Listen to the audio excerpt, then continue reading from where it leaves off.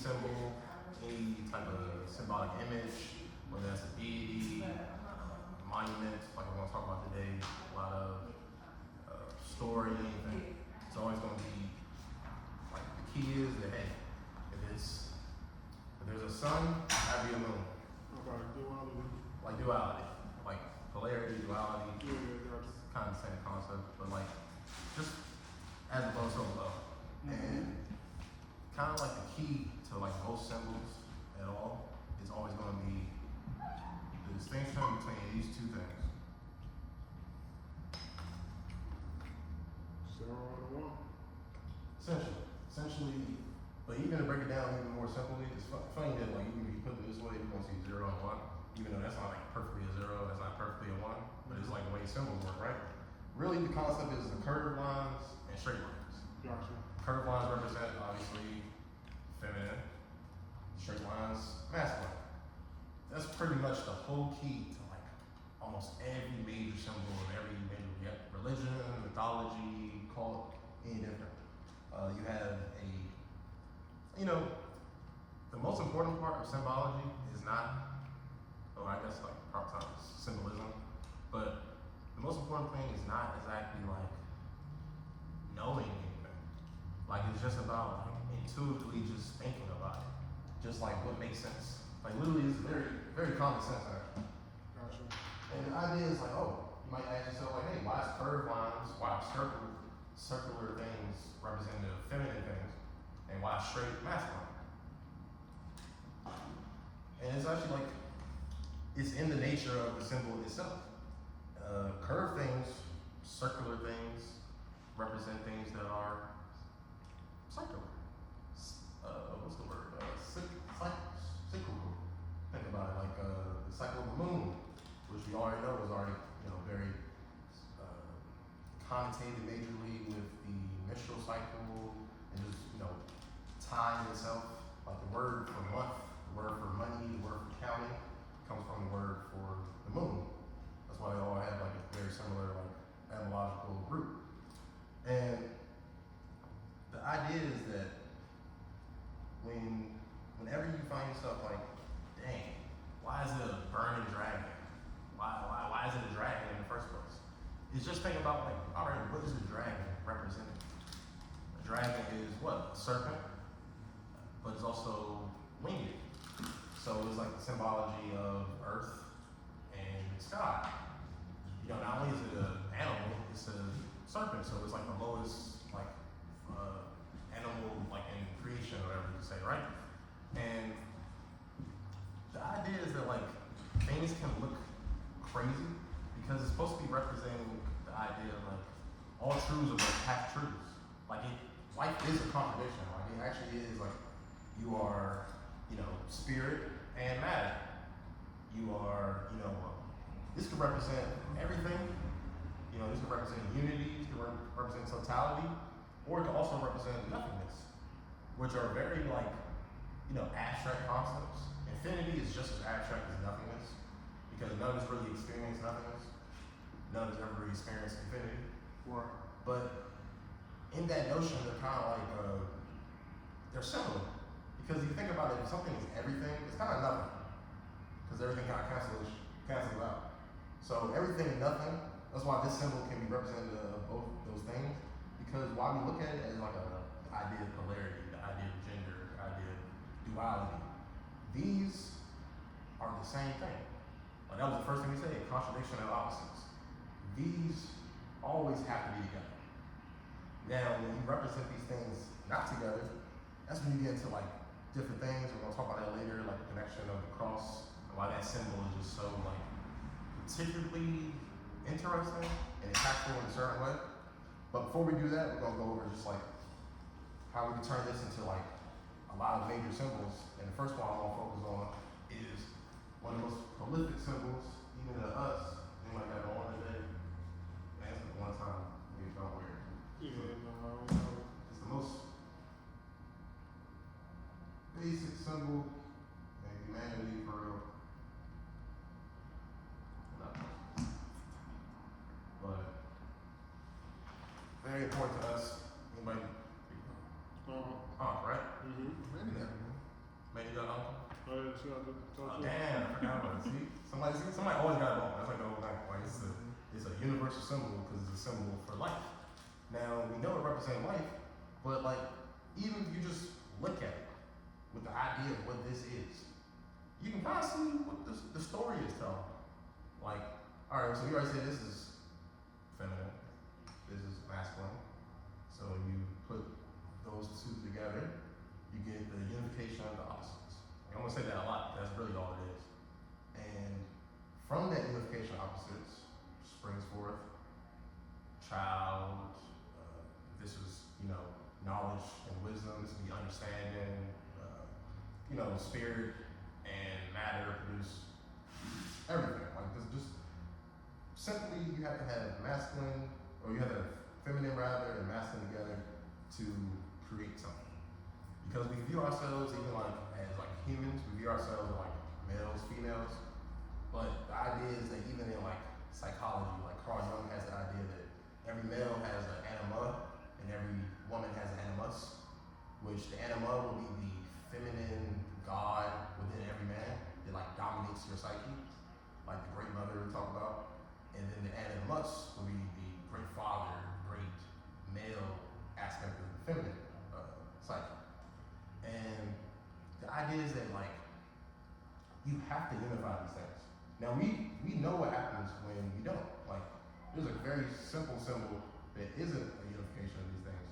It's a rejection of one and a multiplication of another, to be honest with you. But we're gonna get into that a little later. We'll go back to the art for a second. The idea of this representing life. Do y'all know where like one of the most popular theories about the Ankh is? Like what it actually is? Y'all know anyone's like Key of life. key of life. Yeah, that's like that's what I'm saying. That's what it actually represents. Like people say that this is supposed to be a sandal strap, right? What? A sandal strap. It's supposed to be representing like the type of sandal they had on, and Interesting. that was supposed to be synonymous with life, right? And that's actually I didn't bring this book, but one of the books that is like the most prolific for Egyptology, as they call it, is this book called Egyptian Book of the Dead, translated by E.A.W. Wallace Budge. And he popularized that theory. Because the idea was like, hey, we have the sandal is synonymous with life, because everybody has one, everybody has a soul, everybody has a foot, whatever, right? And that was like what we thought the Ankh was for a while. Now that don't really make sense. So it's like it definitely like some truth to it. Like you can see how like they play it in. Some people say it's a mirror. Some people say it's a lot of things. But the idea that it represents life, it represents eternity, and it represents immortality, it is interesting when you see how this, and that's like one of the most important things I want to actually like emphasize, is the idea of allowing symbols to breathe. Because if we try to interpret this through only the Egyptian lens, we're actually like doing ourselves a disservice, because none of us, even the Egyptian in the room, none of us speak that shit, to be honest. None of us can really read it, right? We're gonna read it from, like I said, the most prolific person in it, which is the nigga who thought it was a sandal. So we can't go based on that. If you go based on that alone, we're gonna end up thinking that this is just life, sandal, that the Ra gave it to us, but we don't really know what it is. We all have this abstract idea of the Ankh, but we don't really get into it, right? But it has survived. It has survived more than any other symbol. And we have to see how it has survived. And we will see that at probably like a little bit after Cleopatra, not really, it's like Napoleon. When Napoleon came to Egypt and started like fucking shit up, he shot the nose off the Sphinx or some shit. That happened, right? That's what he did. That whole era when France got really into Egypt, the whole story that Paris might be named after ISIS, that whole thing. But they were super into Egypt. You even see today, it's called the Fountain de Falou, which you'll see the Ankh on it, right? Because the Ankh became a really big symbol for two things, which is like very indicative of what it means. It became a symbol for fountains. They just loved putting on fountains, French people. And it became a funerary symbol, because they started to connotate this with a symbol of death.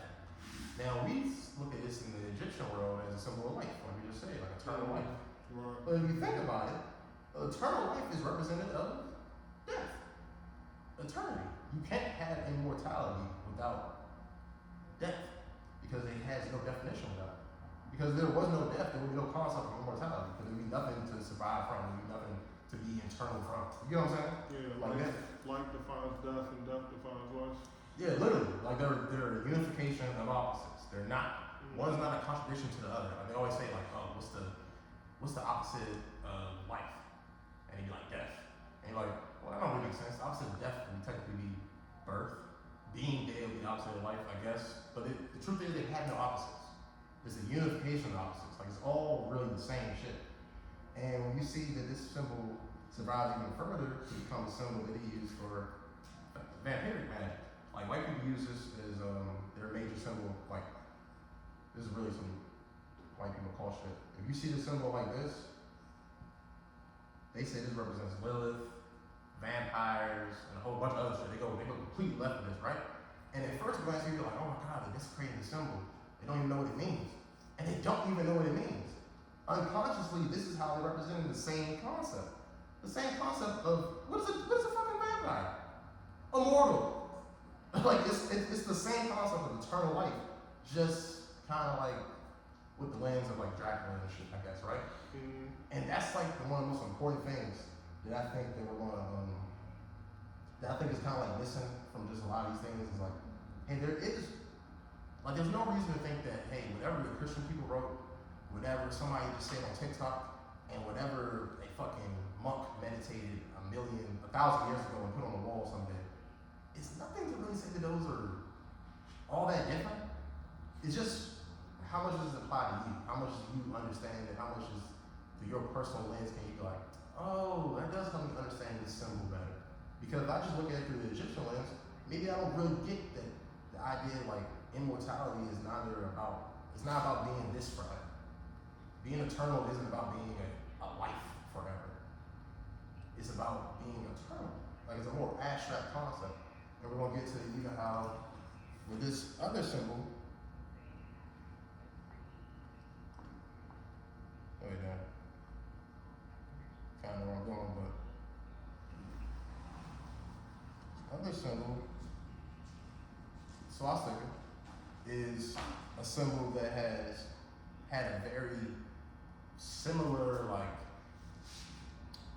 what's the word? Journey. Like it's gone through a lot of different phases.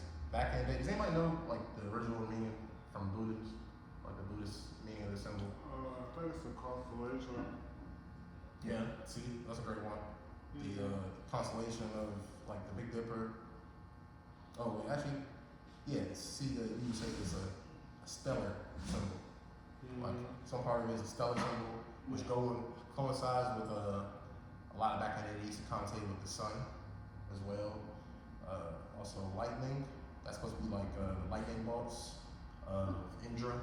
Like Indra is basically the Hindu equivalent of Zeus, to make it sound. Just another father god in the sky with lightning bolts and shit. Also, this symbol was used to represent peace, right? That's a new one. And as like the popular definition of this symbol goes, you would say that it represents a lot of opposite things of just peace alone, right? But you could say this symbol represents war, like Nazism. Like you could say this symbol represents like white supremacy, represents with everything he did in that whole little era, which would have been, it's funny enough, it's also a symbol of prosperity, but not just like abstract prosperity through the sense of like good fortune, good luck.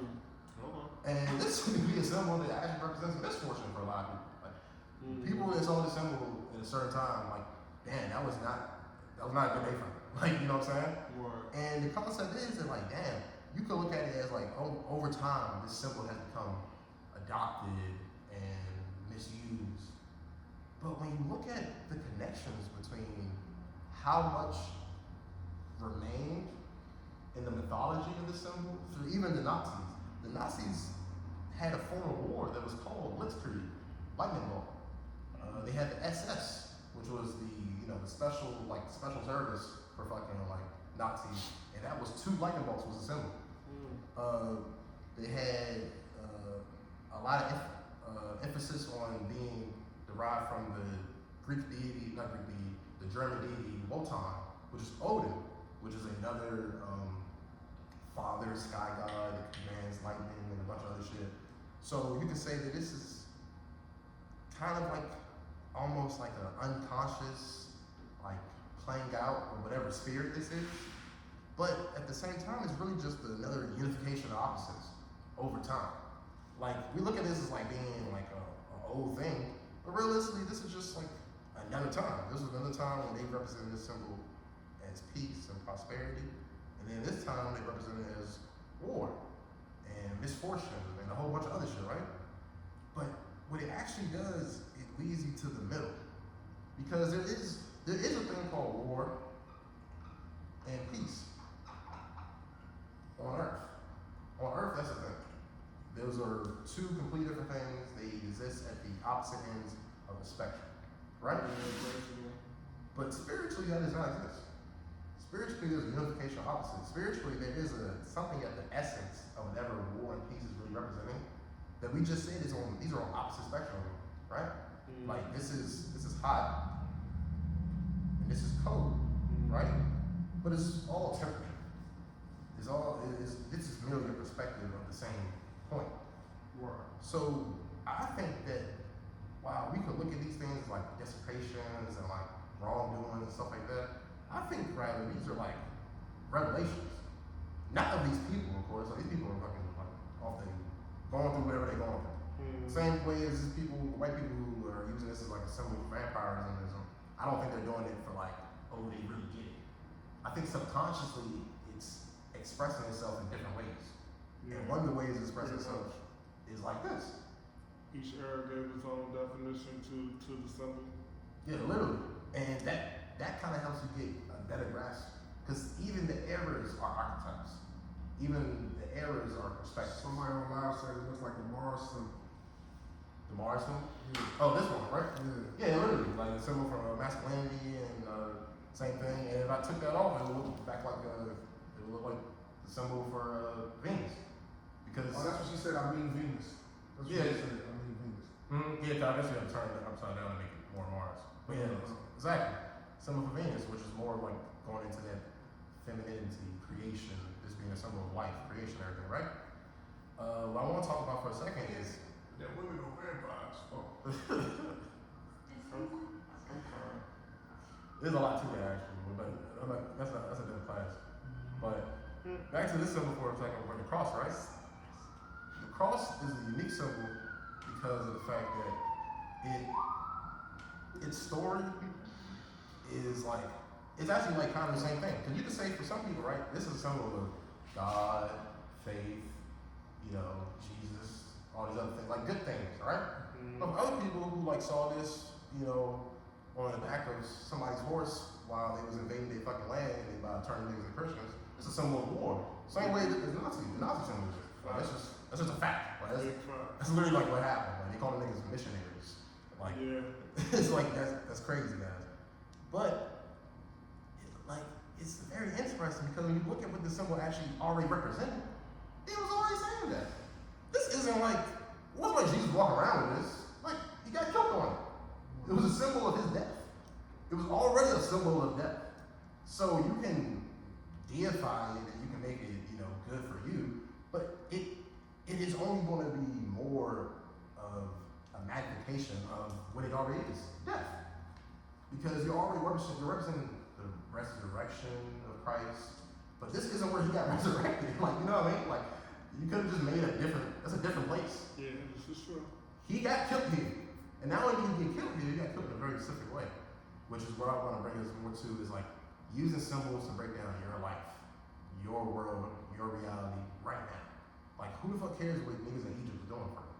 Like, that don't apply to you, that don't help you. We don't even know niggas existed for him. Like, that's a real thing for me. I don't believe shit. I'm a skeptic. Like, I don't know shit that I haven't seen. I don't know shit that I haven't understood.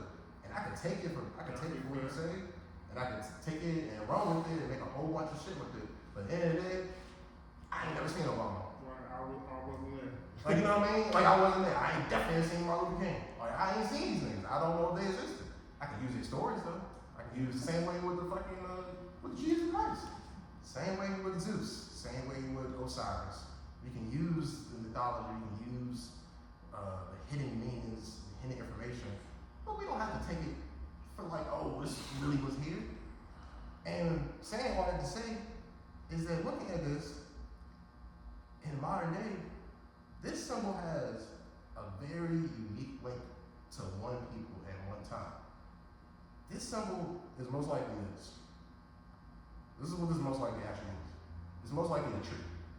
That's like popular, I can't remember the term right now, like, I guess theologian. Popular theologian idea is that the cross was really a tree. A lot of things back that up. I think it's Acts 4:30. It's like Acts 4:30, rather, where it's literally a verse where he says like, hey, we took your God and we hung him from a tree. Not hung him from a cross, hung him from a tree. And it actually lines up historically with the idea that, hey, if Jesus was hung by if he was crucified by a bunch of Romans, the way they were crucified, the way they actually would kill messiahs and prophets and shit like that, was by hanging them, lynching them, not from a tree, not crucifying them. Crucifixion was for thieves. That's why even popularly they had Jesus crucified by two thieves. Can't remember their names. Like one thief's like a good thief, and one thief's like a bad thief. Somebody asked, is the cross a cult?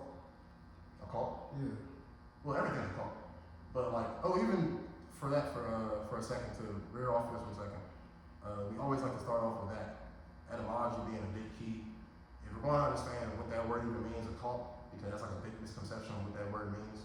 A cult literally just means hidden from your eye, hidden from view. Hidden organization? Hidden organization, hidden culture, hidden stimuli, hidden reality. Like, it's just the hidden. It has no connotation with the word cult. Words that have connotation with the word cult, rather, are culture. They literally, like, I don't know, it's crazy. That's a Proto-Indo-European root of which cult. You don't gotta take my word for this, you can look this all up. This is the root for that word. That word becomes cult, culture,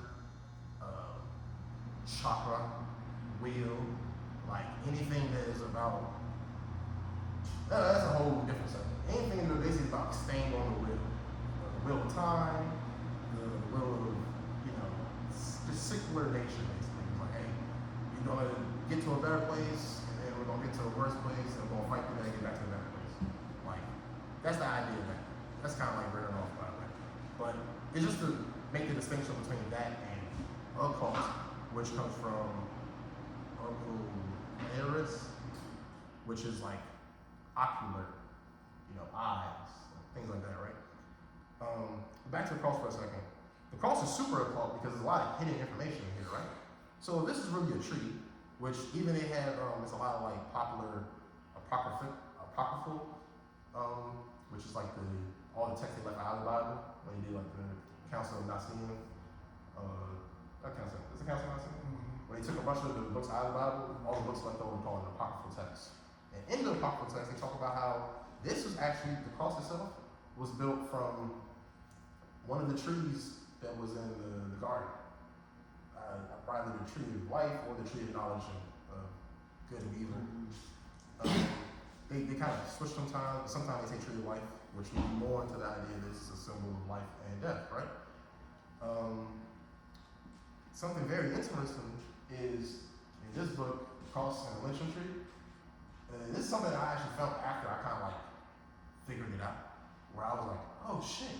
Like, if you read in mythologies of the same nigga, that Odin guy we was talking about earlier, that the Nazis was really into, if you read his mythology, he gets hung from a tree. He hangs himself from the tree of life he literally hangs himself from the tree of life to get knowledge. It's a whole thing. Like, it's a whole, like, crazy thing, right? But once you hear it, like, you gotta take that in. Once you hear it, like, hey, in another culture, this was used as This is what their greatest god did. This was the mythology of them. This was the ritual of them. Then they took it and made it the ritual of another deity, right? Jesus. But there's only been one group of people historically to have been lynched by people that worship those gods. Jesus. That's us. Crossing the lynching tree, right? But it's like a whole subconscious, like people don't understand like how what's that? Yeah, people don't understand like how much it's a subliminal, subconscious thing. Like people think that like, oh, are we all really being ruled by Illuminati? Is there a secret cabal really ruling everything? And it's like, yeah, there's a secret group of things that's ruling everything. But it's not a bunch of niggas. She said it looks like a hangman in a turret. Yeah, literally the hangman, the hang god. This is like a real like occult concept. Like you have the hangman in tarot, you have the a popular mystical item is the left hand of a man who died from hanging himself. There's a lot of connotations to this thing, right? And when you get into the mythology of real life, which we're going to talk about a lot in a second, when you get into what's actually been happening, how to use symbolic literacy and actually talk about what you see in your reality and break these things down, you can see how like it's actually kind of crazy. Because then you might talk as one of the questions he asked in his book is very important. It's like, damn, it seems like a dub that you should link the lynchings of black people in America to the crucifixion of Christ, because it was likely the same like deal. Like even in the book, like they say that like, these niggas ran around, or you know, they had parade through the city and it was like berating them and spitting at them. That's just a straight up lynching. It's just a straight up dumb lynching. Like having niggas in the city parading them, spitting on them, berating them, beating them, and then finally, like it's an act of humiliation. Yeah, humiliation ritual. It's literally a humiliation ritual. Like it's the idea of the same way that they lynched the messiahs and be like, hey, don't do that shit. Definitely don't do that shit. It was the idea of like to the society of black people, like, hey, don't step out of line, don't do whatever this person did, right? That's what we have consciously been told. That's the conscious story of that, right? But when we see subconsciously that all those Christian motherfuckers are going out there and ritualistically playing out the ritual of their God, that means a whole lot different. Like it's a whole lot different. Who they play the ritual out with? They didn't play it out with one of them. They play it out with a bunch of white people. That's like, they kind of deified black people in a way. And that's like kind of crazy if you think about it, like, damn, all these horrible things that's happened to us throughout history, things that happened like last week, like very recently, is actually an act of subconscious deification. Anything else on that? Come on into the pyramid. What's it called? The idea of like using this in our day-to-day life. The craziest shit that we're all just like around is DC. The place we're in right now. Like DC is one of the most like insane, just like damn. Like Da Vinci Code type shit. Like once you see it, you can't unsee it. And that's the idea, like, to be able to always be able to tell your own story. Because they're gonna tell a story to you and it's not gonna be the truth. You said they claim they don't do rituals though. Yeah, literally. Like, but everything they are is a ritual. Like, that's the only thing they do, actually. Like, that's the only thing they're good at. If we gotta use it as any type of credit, is that what we think they're good at is not true. Like, it's not the war, it's the pageantry of it. Because even how good they are at war and shit, like, fucking, we just talked about this actually, like, y'all remember Yankee Doodle? It's so insane that they really had, like, a nigga drumming, like, a song to keep the rhythm of the, you know, the people marching for the war and shit. But they made, like, all these, like, cute little tunes like Yankee Doodle and shit like that. But it's like they were like killing niggas like this and shit. Like this is like it's crazy like their pageantry of it. Yeah, subconscious programming. Yeah, everything is that's the whole thing. That's why like symbolic literacy is so much like so important, because everything is a subliminal game. Especially in America, especially in the West, everything is about alright, what are they really saying? What does this really mean? And when we think about that, there's like things like, man, they put a lot of effort into this thing, they put a lot of effort into that. Really, why? Like think about something like Washer Monument, for instance, right? Now, what does Washer Monument represent? Populist. Ovilus, obviously, right? Ovilus is an Egyptian statue that is a monument to the phallic symbol of Ged, the earth god. Yeah, literally. Like, the idea is that, some people have, that's why you always have unification opposites. Because a lot of people have Mother Earth, Father Sky. Like in the West, that's our big thing. But in Egypt, that's just simply not what it was. It was Father Earth, Geb, Mother Sky, right? Which makes more sense, like a lot more sense when you think about it. So all the obelisks were literally the idea was they're all the phallus, the penis of Geb. And the idea was that it represents the creative force. Like the thing we were talking about earlier, like it's where, that's why it's so fucking high, because this is the idea, this is the sky, like this is mom, and this is the earth, this is good. And he's penetrating the sky with the obelisk, with the arrow. Like, it's like, that's why it's Cupid's arrow hitting the heart, which is like a round thing. It's the idea of like literally, same thing, it's like literally the arc. Like it's just a unification of opposites, right? And where they both meet, same thing in the pyramids, is the most important thing. Horus. So even these are like representations of, not Horus in particular, just like the child. Like whatever comes of the male and the female coming together. In Egypt, the top of this pyramid would have been represented, like I said, by Horus, right? But at the actual top of it would have been a thing called a pyramidion, which was a capstone basically. And like back in the day, like the pyramid was like, this is all limestone, so this would have been all like bright white and shit. Especially in the daytime, it would have been like reflecting the sun, so it would have been like a shearing white. And the top was gold. Yeah, I have heard that. You know what I'm saying? It's like something probably heard. And some people mix it up. Some people say it was like a diamond. Some people say it's like, I don't fucking know. I've heard gold. Yeah, I've heard a lot of things, but the idea is that either way, something important at the top. Right. Gold being something that we know is very important to all societies, especially Egyptian, right? But gold is also very good at one thing: electricity, Right. conductivity, right? And it's all about representing that same idea of like, right here is where you bring in the light through the meeting of those two forces. We think about spirit and earth, the whatever opposite we're thinking about. If we're a male, we're thinking about divine feminine. If we're a female, we're thinking about divine masculine. Whatever the opposite, once you unify these things, once you put these things together, you can create and you can bring the true thing that actually exists, light, right? And this is a very prolific idea. Like we're gonna go down this real quick, but at the same way that we have at the top of the pyramid was the gold. The idea was this gold was supposed to be representing the what was called the Benben stone. The Benben stone was the first mound in the mythology of it, of course, right? Like this is, we don't know. But the mythology of it was this was the first mound that existed in Egypt. Even the idea of like, Adam, his name means mound, dirt, mud. Like it's the first thing. Is the first, and Adam is also Atum, which is literally the same thing, the mound, which is the first deity. He's the first emanation out of the Noon, out of waters of chaos, right? And the Benben stone is supposed to be the first place that the lights of Ra fell on earth.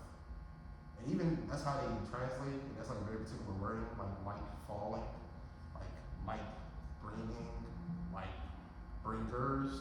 We have a popular myth of Lucifer, whose name means light bringer, who fell from heaven, popular angel. Like it's like a lot of that same concept over and over and over. Another light bringer is Prometheus, and we're gonna come back to that. And we'll come back to the etymology of that term. So particularly important when we're talking about this symbol to the times now, because in Washington Monument, right, we have the same concept. Have you ever heard of the capstone in the Washington Monument? Like, you gotta know it's a capstone? I didn't fucking know that. You know what I'm saying? Until I started doing the research of it, I didn't know they had one. And the capstone is made of, can anybody guess the material? time more valuable and rare than gold.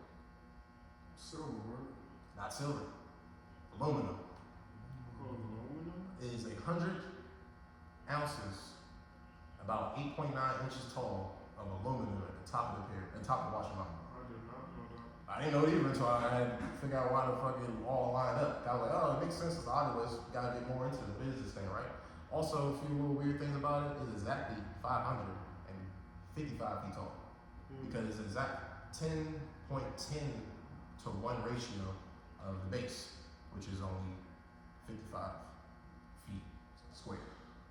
Just a little random fact. Doesn't really mean much if you don't think it does. Numerology. Yeah, a little numerology gets thrown in there. But back to the aluminum, right? The idea was at the time it was more valuable and more rare than gold because it was hard to process. And it actually was a symbol of not only wealth, but of like, what is it? It's like a meta symbol because it's like really expensive, but also is rare, and also it's hard to process. So really it was like a symbol of like, hey, we are industrially better than you motherfuckers. Like we are the industrial West. We're better than Britain, we're better than the East certainly, and look at what we can do. Because that was like a hard thing to do back in the day, to have 100 ounces of refined aluminum and shit like that, right? But it's the same concept of putting whatever is most valuable is at the top of the pyramid. The most valuable thing is the thing that meets that brings the light. Bring the light, rather, being interesting to the aluminum because aluminum is also really good at conductivity, which allows this to act as DC's biggest and only lightning rod, pretty much. Like it's major. That's like it's the highest point in DC, and it's literally the major lightning rod of DC, and it's literally a lightning rod. This is where lightning falls. This is where light falls from Earth. It's very personal. At the top of that is engraved in Latin, "Praise be to God." You get more of this even in the back of the dollar bill, which I don't have one right now, but in the back of the dollar bill is That's what she said. It looked like money. Somebody in the chat said it looked like money. oh yeah, literally, because at the top of the dollar bill you have this symbol, right? And this is called. This is back where they have like the whole Novus secularum thing, and the idea is that is the eye on top of the pyramid, right? And if you think about it, what is horse? You know what animal horse is? Horse. What animal is? Falcon. Falcon, right. But a bird, right? And the idea is that falcons, birds of prey, are birds that can see very, very well. They can see their prey from miles away, right? And horse is represented by having the head of a bird, having the head of a falcon, because that's his power. His power is to be able to see. He is he is able to like interpret. Oh, thank you. Yeah, right here in the back. Right here. It's the eye. They call that the eye of providence. See it real quick. Yeah. Call that the eye of providence. Right there. And the significance of that is that back to etymology, right? Gonna go back to Prometheus. Providence, etymologically speaking, means the almost exact same thing as Prometheus. It's the idea of providence is like prior vision, like video, evidence. Something's evidence. It is the vision, the idea of foresight. All right? And Prometheus, the other light bringer from Greek mythology, is the idea of forethought. This is echoed through Horus, who is the idea of seeing, having foresight. That's why he's the falcon. The idea of the consciousness being woke, being conscious, being aware, seeing. That is the only thing we need. That is the whole thing of the symbolic literacy. But I think that's like more important than regular literacy, because which is a crazy thing to say, especially time now where like a lot of kids can't read. But I think symbolic literacy is way more important. For one thing, is that we even think about it from this perspective. We have a Western idea of like language, where the default is the language we have been taught. If you're someplace and you can't speak the fucking language, you can't just be, oh, I don't know what's going on around me. Like, I don't know what that says. I don't know what that sign means. I don't know where I'm supposed to go. I don't know what gesture that guy means because different culture or something. No, you gotta be able to read the signs. You gotta be able to read the signs of the times, of movies, of media, of the world around you. And you see that it's just this constant like usage of the same concepts, and they, in particular in Washington Monument, they just use it to like strengthen them, rather, right? For the idea that the Washington Monument, like we talked about unification of opposites, right? So we already know that, hey, this is supposed to be the male symbol. What would be the feminine counterpart to the Washington Monument?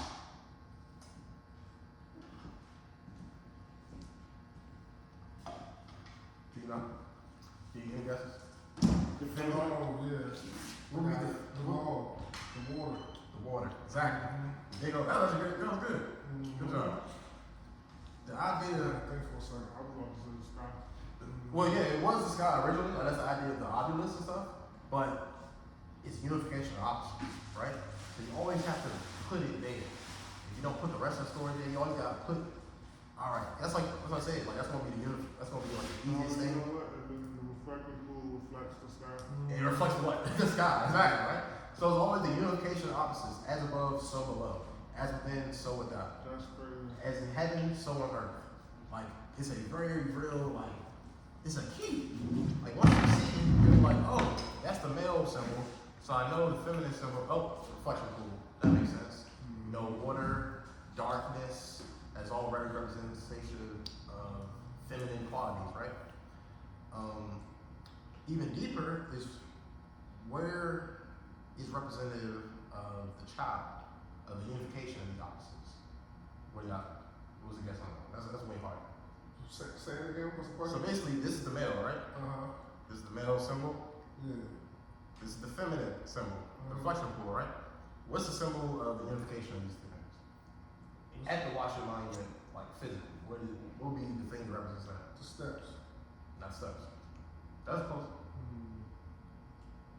What's on the other side of the pool? Like the Lincoln Line? Lincoln Memorial. That's That's why I said steps. that would be close. I think I would say that mostly that is more representation of like, you know, the Pharaoh's throne kind of thing they're using there. Cause it's like having like, you know, Yeah. So the old king, the old dead king that got killed. That was like this whole mythical figure. But to be honest with you, it's right underneath.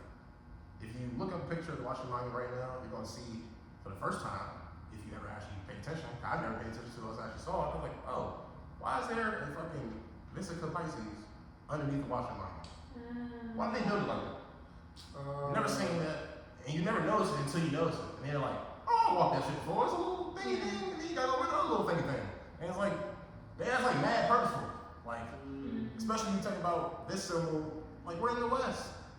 That's the fish. That's Jesus. That's the Jesus fish.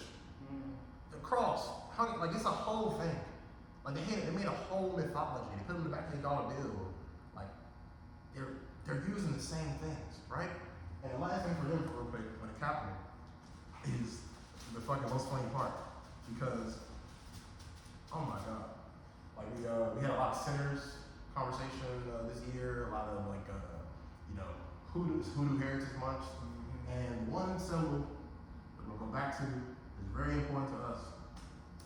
Is that what is this? Crossroads. Crossroads, right? But where is this crossroads represented in DC? DC.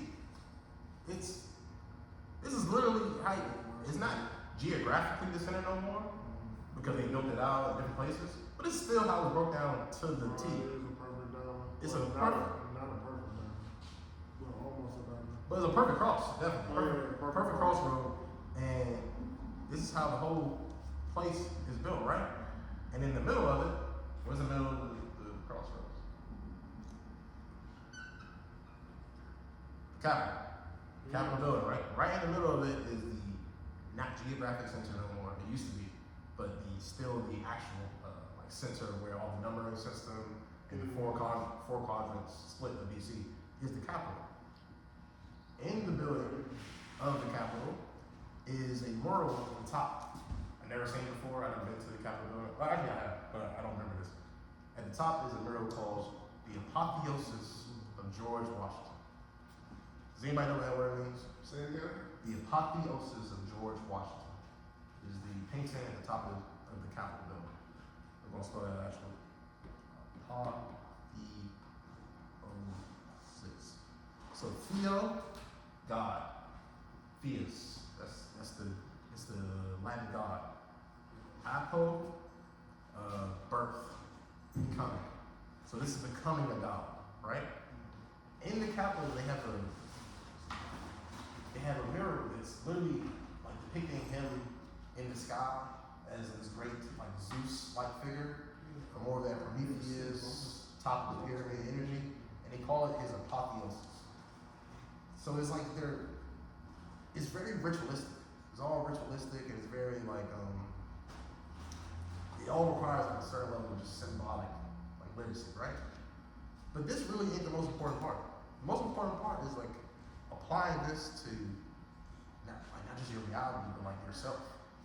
And that's what that's class discussion gonna be on, about using symbols and using symbolic literacy to break down your dreams better, and like to actually like understand what the story is saying.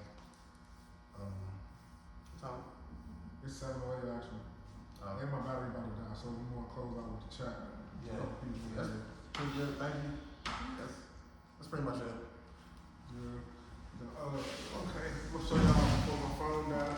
So y'all, some of these joints right here will work. Let me get another thing for the video real quick, but that's pretty much just the actual class part. This is another little part.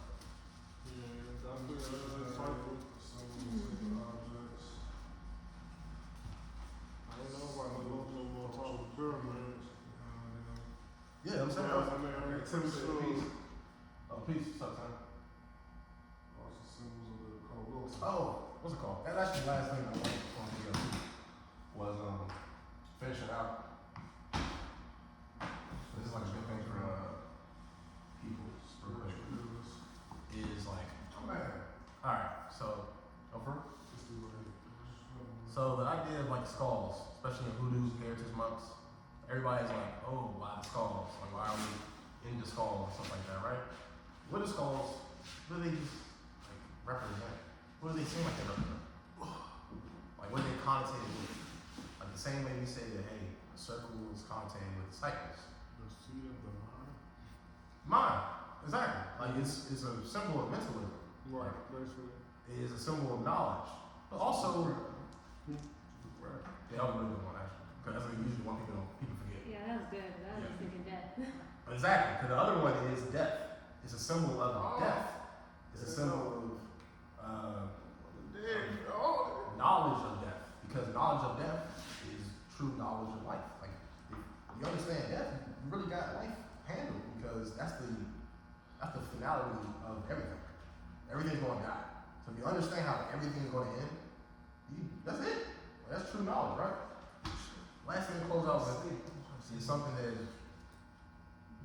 we're going to use our, y'all already know this, but we're going to use a newfound skill that we learned today of just seeing what's actually there to break down what this actually means real quick again.